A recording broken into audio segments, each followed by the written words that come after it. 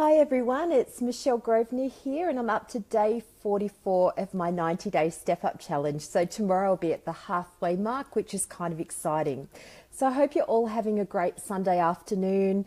We've spent the afternoon out in the garden doing some weeding, so it's been nice to get some of that lovely autumn sun. And just wanted to check in how everyone's going with their 90-day step-up challenge. Would love to hear where you're up to, what day, that you've reached.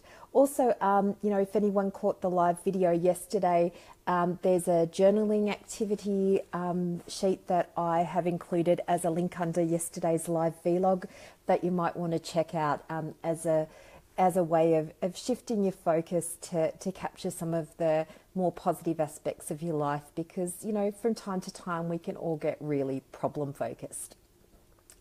So today I want to talk about something about making mistakes.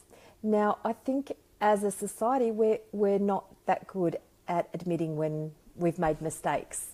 If you look back in history, but also as individuals, we're probably not that great at admitting when we've made a big mistake. Oh, hi Sharon, thanks for joining me. So just wanted to kind of share with you about something that I've realised about a huge mistake that I've made and how I've responded to that. So 2 years ago, I got the opportunity to take over a group private practice, to purchase the practice from the previous owner, and to go from working as a clinician in the practice to being the clinical director and the owner of the practice. And I was really excited by that opportunity. And so I said yes, embraced it. Oh, hi, Thomas. Say hi to everyone. Hello. Okay, we've seen your tongue now. See you later. Off you go. So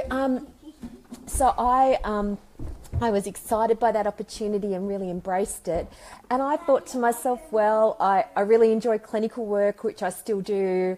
This is an amazing opportunity, and I launched right into that. And at the time, it seemed like a really good idea. But what I didn't realise was that clinical skills are really, really different to management skills, to managing a practice and to managing all the behind the scenes stuff.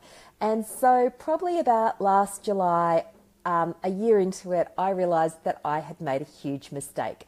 I'd underestimated the skill set that I needed to perform my role as the clinical director. And I was faced with this situation that I'd made a choice that wasn't one that I could easily change. And so I had to go back to that idea that when we're faced with a mistake we've made, that we really need to look at it, learn from it, and let it go. That if we stay stuck in going, oh no, I've made a mistake, if our critic comes out in force, that we just end up feeling worse and not really dealing with the situation.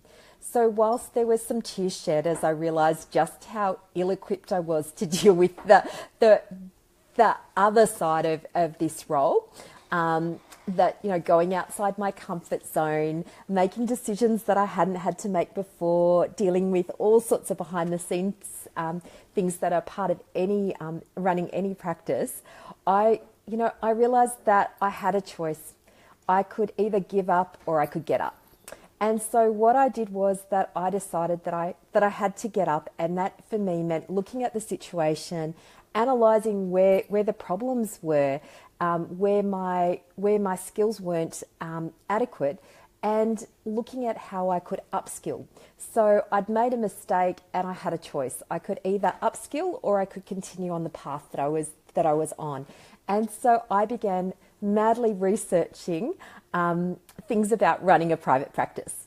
And through that, I got involved in a group mentoring program where I'm being guided about how to run a group private practice by someone who's been experienced with that and who's been really successful. And now I've got a support group, and that has been amazing. So when we make mistakes, even huge ones, it's about looking at what you can do to surround yourself by people who can help you to cope with the situation you're in, who've got more experience and knowledge than you have, and who can be your mentor and guide you through it, rather than just trying to feel like if you've made a huge mistake that you have to just deal with it on your own.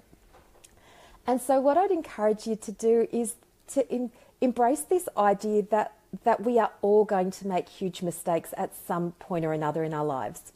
And it's about what we do when we realize we've made a mistake. Do we give up or do we get up?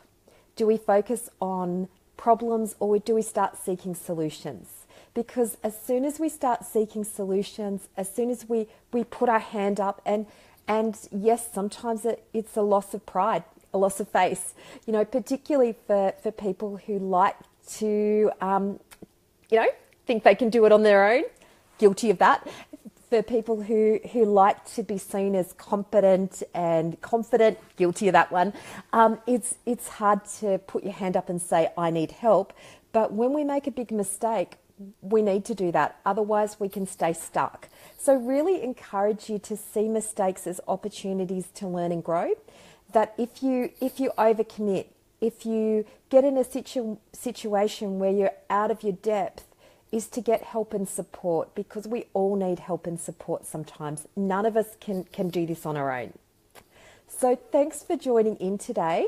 And if you found this message helpful, I'd encourage you to like, share or comment so that we can help as many people as possible get access to this information, because so many people out there go through life feeling like it's not okay to admit they've made a mistake, thinking that they have to be perfect and they have to do it all on their own.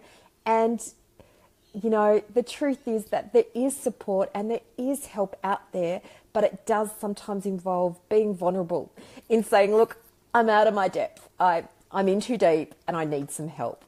So I encourage you to seek that help and support. Remember, be a coach, not a critic. And I look forward to joining you again tomorrow for day 45. So halfway through this challenge tomorrow. So really excited about that. Hope the rest of your Sunday night is awesome, and I shall talk to you again tomorrow. Bye for now.